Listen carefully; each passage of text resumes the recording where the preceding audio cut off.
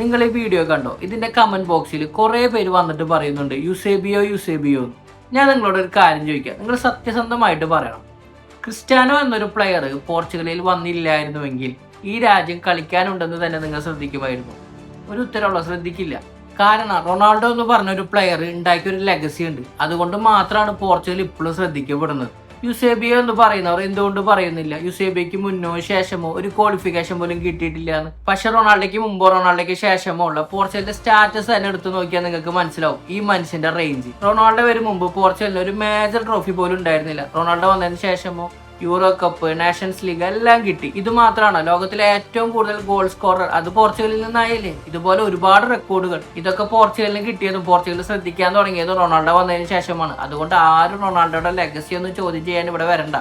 Eusebio എന്ന് പറഞ്ഞ പ്ലെയറെ മോശക്കാരനാക്കി പറഞ്ഞതല്ല, ആള് എന്നും പോർച്ചുഗലിന്റെ ഒരു ലെജൻഡാണ്. ഇപ്പോഴത്തെ അവസ്ഥ എന്താണെന്ന് എല്ലാവർക്കും അറിയാം. ഒരു സ്ട്രൈക്കർ എന്ന രീതിയിൽ അങ്ങേർക്ക് ബോൾ കിട്ടണം, എന്നാലും അങ്ങേർക്ക് എന്തെങ്കിലുമൊക്കെ കാണിക്കാൻ പറ്റത്തുള്ളൂ. റൊണാൾഡോ ആ ടീമിനെ ക്യാരി ചെയ്ത പോലെ വേറൊരാളും ഇതുവരെ ഒരു ടീമിനെയും ക്യാരി ചെയ്തിട്ടുണ്ടാവില്ല.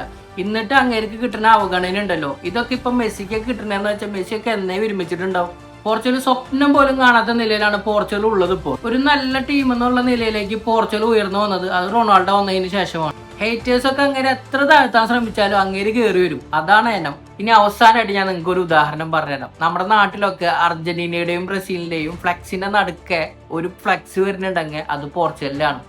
അതിന്റെ ഉത്തരം നിങ്ങൾ കമന്റ് ചെയ്യും. എന്തുകൊണ്ടാണ്?